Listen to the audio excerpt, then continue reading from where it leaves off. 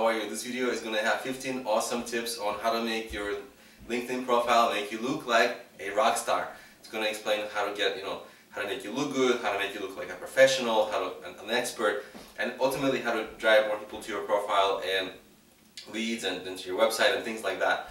This is actually an introduction video to a full course I made with Mike, the Efficiency Czar, who's an expert on LinkedIn marketing, and this is just one of the sections of this course. If you're interested, there are some really awesome strategies on how to actually drive real leads for sales, like this is professional stuff, on LinkedIn, and that's going to be in the course. So if you find this video helpful, check out the course. The link to the course will be in the description of the video, and there will be a big discount as well in the link. So check it out, and I hope you enjoyed these tips in this video. Now let's talk about LinkedIn as a reputation management tool. Remember, if people search for your name, your LinkedIn profile is going to be one of the first things to come up. It's definitely in most people's top 10, the top 10 things that come up. It's in most people's top 10. Great. Now you just have to make it amazing, right? So you want to certainly SEO optimize the profile, add your keywords as well, so it doesn't just come up for your name, but comes up for your main areas of work. So if you're a programmer, you want to list the languages you work with. If you're a marketer, you want to, list the kind of things is it SEO, is it social, is it email? And so basically, so that the profile doesn't just come up for your name, but also come up for your name, and if people search for my name, like Alex Gnedinik, entrepreneur, Alex Gnedinik, software engineer, Alex Gnedinik, programmer, right? So then the profile will come up for those as well. So you have much better sort of reputation management. And once people click through to your profile, perfect, because you have control of every element of that page, right? And you can make people do whatever you want them to do. You want them to hire you, say, hey, email here for job leads. You want them to buy a product of yours, put a link to your product, right? And talk about it in your bio. So it's actually a sales funnel. It's also a reputation management tool, because you can say how you can show how great you are. Here's your endorsement. Here are your recommendations. Here's your amazing work experience. Here's the success, another success, another success, and so people are like, wow, amazing, right? And then what happens?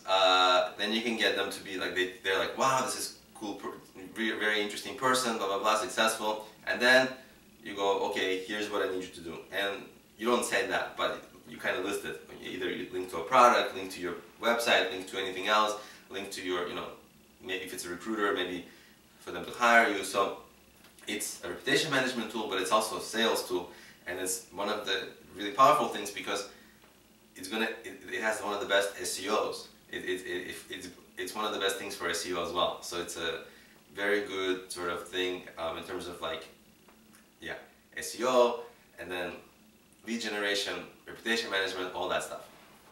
Now let's talk about LinkedIn groups. You can create your own group, or you can join groups made by others. Let's talk about the pros and cons of these. Well, LinkedIn is one of the places where you, on the web, establish yourself as an expert. It's one of the things that people tend to run across the most, right?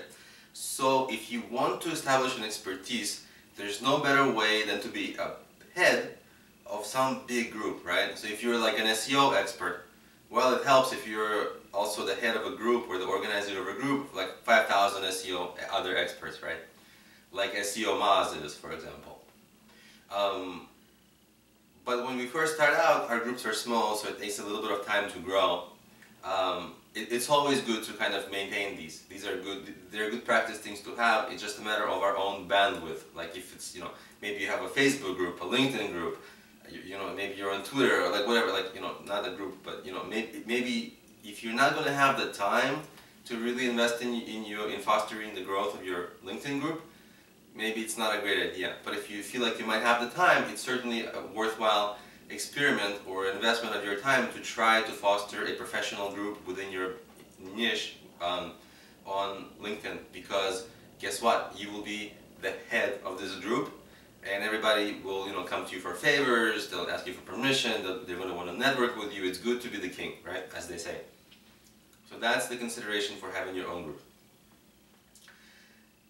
Of course, existing groups are bigger, right? So that same SEO example, If you want to do SEO, yeah, you can start your own group and have, you know, one member on day one, but you can join SEO Maz's group or any other, you know, content marketing groups. They have thousands of people that you can network with, get advice from, and sometimes even sell, depending on what the group organizer allows you to do. Which is, by the way, a good benefit of having your own group is that you're the organizer, you can allow yourself to do anything you want. You want to sell something? Go ahead. On other groups, you have to be very careful about how averse people are to spam or people selling things. So you got to be careful.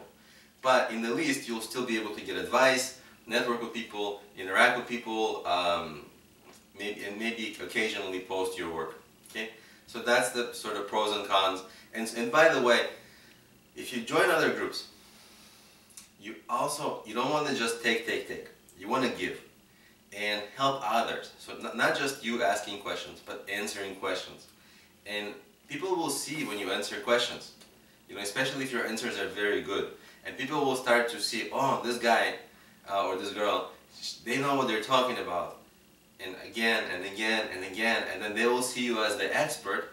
And you'll start to get clients, like people like literally reaching out to you, you know, because, oh, I need help with this, oh, I need help with this, and I saw you, you know, and so you can get paying clients that way. That's a very common strategy to help people on groups, on community message boards, in community websites, and to establish yourself as an expert there and be seen there as an expert and get clients that way. So that's a very common marketing strategy as well. Now let's talk about LinkedIn endorsements. Do you ever log in to LinkedIn or get a, you know, maybe email alert and so-and-so endorsed you? And you're like, what the hell, I didn't even ask for that, right? Do you ever get that? I get that sometimes. And I wondered about it for a while because this is a somewhat relatively new thing in LinkedIn. It's only a couple of years old, I think. What are endorsements all about? Well, the cool thing is, when you endorse others, they'll appreciate it sometimes, not all the time, sometimes, and endorse you back. And after a while, if you have a lot of people that you endorse, and some of them endorse you back, then you have a ton of endorsements, right? And that's great, because then your profile is going to look much more amazing. Like, you know, people endorse you left and right, expert in this, expert in that. And that adds social proof. It's not like you saying, I'm an expert. It's other people saying you're an expert, which it holds more value in people's minds, because, you know, anyone can say I'm an expert, but for other people to say you're an expert, and for many people to say that you're an expert, that's something that people feel a little bit. It's a little bit more trustworthy if a lot of other people say that about you. And by the way, you don't just have to do the reciprocal endorsement. What you can do is simply ask some people who are close connections of yours to endorse you, and you can start that way. But basically, it's a way to build social proof and make around your profile and make your profile look more professional, and show you as more of an expert. And being seen as more of an expert will, of course, you know, get you more leads, get you more sales, get you more people interested in doing business with you, more people doing networking with you, all that kind of stuff. So it's great. One of the most common ways to promote things on LinkedIn is simply to post a status update about it. Like, hey, here's my article about such and such, click here. The trick is, of course, to get more people to see it. How to do that? Here's a cool strategy. You want to mention anyone, like a person in there, right, in that update. So, here's an example. Oh, here's 10 ways to do something based on ideas by so-and-so. And tag that person, you know, at so-and-so, right? So they're tagged and they get an alert. You were tagged in this update. They're going to go and look. Oh, what happened? I got tagged in this update. Right, so they get an alert, and then they'll be like, "Oh, very cool! This is a complimentary thing." No, you know, it's very easy for them at that point to press like or press share. And a lot of the times, not all the time, but a lot of the times, it's easy enough. They might just reshare, and especially if they're an expert, they might have a big following, and you're gonna get exposure not just to your followers or connections, but also to their connections. So that's gonna maybe, you know, that's a strategy to amplify your reach of your promotions when you're promoting things with your basic updates. Now let's talk about written recommendations, right? These are pretty powerful, and what you want to do is definitely focus on getting many of these. by simply asking your friends, people you have worked with, done any business with, or even clients, and basically just ask them for recommendations, because they'll rarely do it if you don't ask. But if you ask, a lot of them will do it, because especially the happy customers, happy past employers, happy or current employees, employers, or customers, as long as they're happy with your work, which of course everyone's happy with your work, right? Needless to, we're gonna say, of course. But it's gonna make your profile look so much better, right? Because the whole point of the profile is to adjust every detail of it to make it look as amazing as possible, to make you look as an expert. And having real written recommendations, it's one of the most powerful ways, because it comes from real people. And if you have many, like I have only a couple because I honestly haven't focused on that. But if you have maybe over 10 is a nice magic number, and then over 25 is a nice magic number, right? And then if you have over 50 recommendations, that just stands out. It's amazing, because almost no one has that, and only the top awesome people have that. So you should aim for 10, at least one recommendation to start. 10 is a really good number to maybe aim for ultimately, and then get to 50. Get to 50 eventually, and then that part of your profile will be amazing. And by the way, also it will be very SEO optimized, because people will add a lot of content. Those 10 or 50 or 20 recommendations, they'll have content. They're all going to be paragraphs of text, and that's going to help you with SEO, because people are going to talk about, this person helped me build a website, right? Keyword. They did SEO, they did programming, keyword, right? So it's going to add to your SEO. Also, it's going to add the keywords, and it's going to add amount of text. So you're going to have a very well SEO'd page with the help of these recommendations. So it's going to have the SEO benefit, and it's actually going to have social benefit, because it's going to add a lot of awesome social proof to your profile. And social proof is one of the most powerful ways to get leads, generate sales, build trust with people, things like that. Now let's talk about the idea of these 500 connections. So if people aren't paying, and most people aren't paying for LinkedIn membership, they're only going to see that you have 500 connections if you have more than that. If you have less than that, they see the exact number.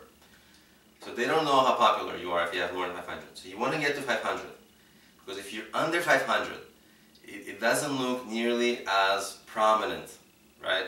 If you can get 500 people, it just doesn't look that prominent. So what you want to do is, reach out to your entire mailing list, reach out to your Twitter followers, all that. And then you can also, whoever you contact later in your life, just, make contacts with them on LinkedIn. Ultimately, you're going to become popular enough, you should become popular enough so that people start sending you requests, and you just accept them. Because if you accept them, there's a couple of benefits. You grow your connections list, which makes you look like a bigger brand, like a bigger entity. Because people don't know if those connections are Joe Schmo or Barack Obama. And then, basically, whenever you have something to promote, well, you can promote them to your connections. So you should always have as many connections as possible, because, it makes you look better when you have more connections. That number is a nice branding tool, the connections number, and also you can promote things to your connections. Now, let's talk about this interesting nuance of LinkedIn. Should you accept every connection request that comes in, even if you don't know those people? So some people are like, oh, I don't know who those people are, why would I have them as connections? Here's my take on it. I accept everyone, and here's the reason, is that I don't know a lot of the people who write to me. A lot of the times they don't write a personalized message. I don't know why they want to be connected with me. But I know one thing, if ever I need to promote anything, I usually post it on LinkedIn as one of the things where I post it. And so basically, they're essentially opting in to getting my promotions for the lifetime of their, as long as they remain my connection. So, of course I'll say yes. That simple. If you have other strategies for LinkedIn, this strategy may interfere, but for most strategies, this doesn't interfere. It just makes you look better. You have more connections, it makes you look like a bigger brand, and you get a new person who's opting into whatever you're promoting in the future, which is great. So for that reason, I just recommend, and for myself, I just Except everyone wants to be friends with me. Why not? I'm social. I like to connect anyway, and there's practical benefits to it as well. Now let's chat about the importance of your profile photo. The profile photo is very important. There are some studies show that people are 11 times more likely to click on the profile if it has a photo. Never mind, it has to have a nice photo, and we'll talk about that in a second. But that's 11 times more likely is over 1,000%. So you should definitely have a photo, and it might seem moot. Many people will say, "Of course, Alex. Of course, you should have a photo." But many people don't have a photo. So a lot of people don't have a photo. So if you are one of those people who don't have a photo, please get a nice photo of yourself. So now I'm gonna actually explain to you how to add the photo. So you can browse to your profile. This is if you're logged into your LinkedIn. You mouse over profile, then click on edit profile, and you will actually end up right here where I already was. And then you click change photo. You click change photo. I already have a photo in there. So for me, it would be change photo. If you don't have a photo, for you, it would be upload a photo. So for me, it would be a change photo. And you see, there's a lot of background stuff, right? So what I did actually is I have a photo of with that background stuff photoshopped out, and you'll see it in a second. See that? My face closer up, and that stuff is the random letters that you see right there. That's photoshopped out, so it's much nicer, much more personable, much more professional. Boom! There I am, handsome.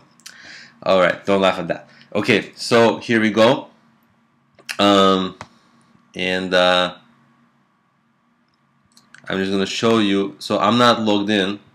I'm not logged in to this browser. This is a different browser, and I'm just going to show you how it's going to look like. Hopefully it updated. There it is. It feels a little blurry, but at least it's nicer. It's more of a close-up, and I think it's nicer because the other photo had all these other things. Anyway, and then maybe people can view my full profile.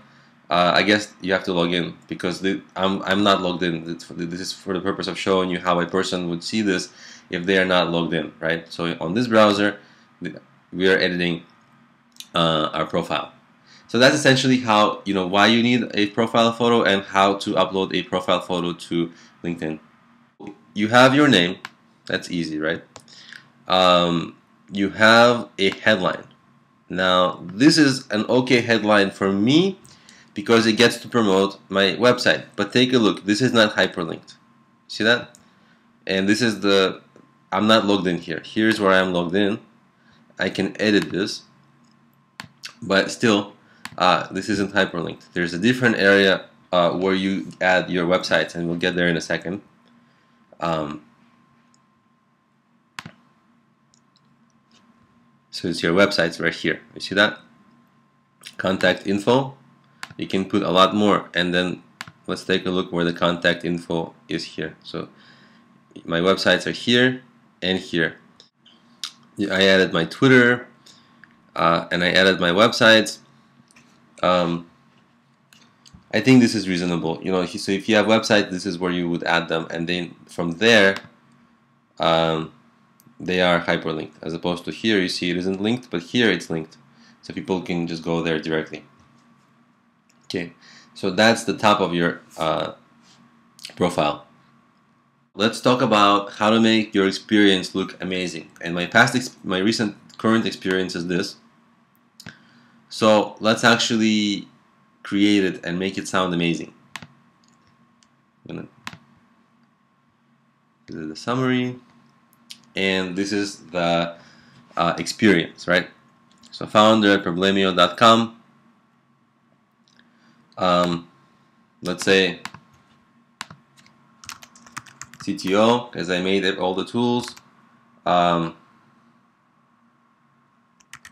CMO, okay, make it more professional. Chief Marketing Officer. Okay, great. Now here we go. Let's make this amazing.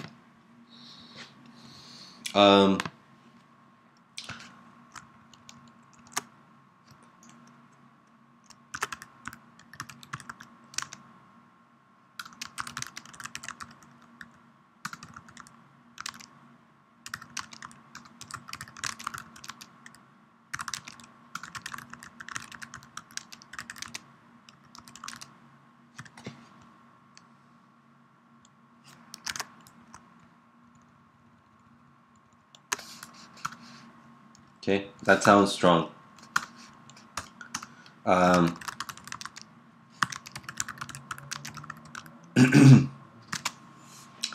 Say business and marketing books, including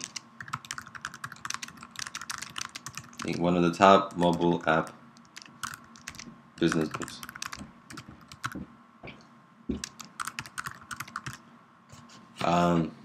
Okay, created over 40 online courses on business and marketing with over 20,000 students. What else did I do? So I have books, apps, created a successful YouTube channel with over 5,000 subscribers and 400,000 views.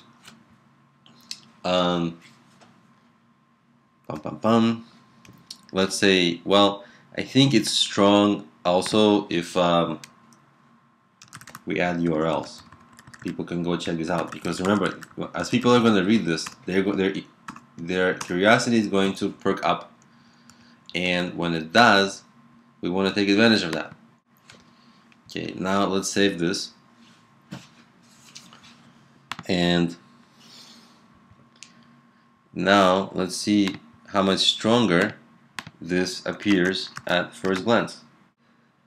Founder, CTO, CMO, Problemio.com. You know, maybe I would like to say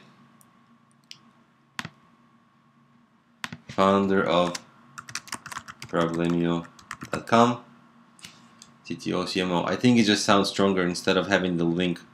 You know, if like you want to say founder of what. Okay, so let's just refresh this.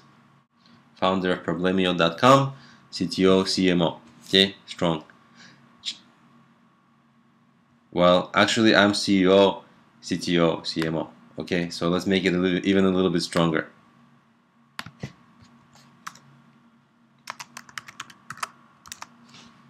Okay.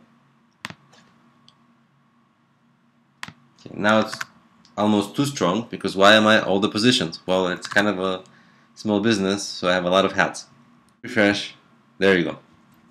Okay. Design and develop top mobile apps for entrepreneurs, and the numbers always help, right? 600,000 downloads, wrote 6 business books, okay? And here's always proof, because you don't want to say something and then not prove it, you know? Anyway, so here we go. So over 40 online courses, okay, 20,000 students, always numbers, right? Always numbers. I forgot to add HTTP here, so I'll do that now. But basically, this is pretty good.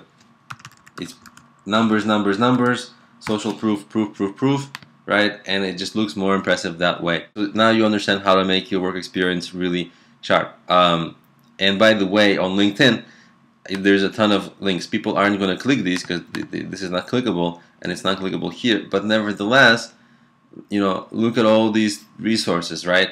And people can now, you know, simply copy it and then go. Maybe they'll buy my books. Maybe they'll check out my courses, things like that.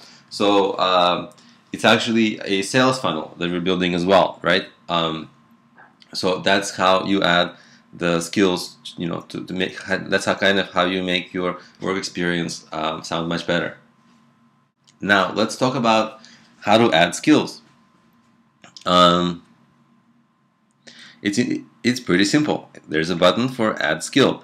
So you see, I already have a lot of skill. Let's see what kind of skills that they're going to try to.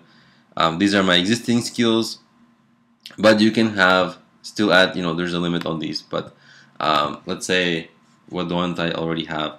Like I don't even SaaS is not even. I think some people added this to my skill. I don't even. This is not my thing. Let's say SEO. e-commerce SEO. Yeah, we can do that. I don't think it's one of the top skills, but let's see what else we can add. Video, right? Video production. Not that I'm so great at it, but I can do it. YouTube, certainly. YouTube. Okay, let's add that. Udemy. Is that in there? Not really in there. So YouTube is in there. Author. Published author. Let's say I'm published. Well, I'm published on Amazon, but let's say I'm published. Let's see what else for author there is. Author. Maybe Amazon. Definitely Amazon Kindle. So you understand, and basically you save this, and it's at the bottom of your profile, right? So it's below your work experience, and basically that's it.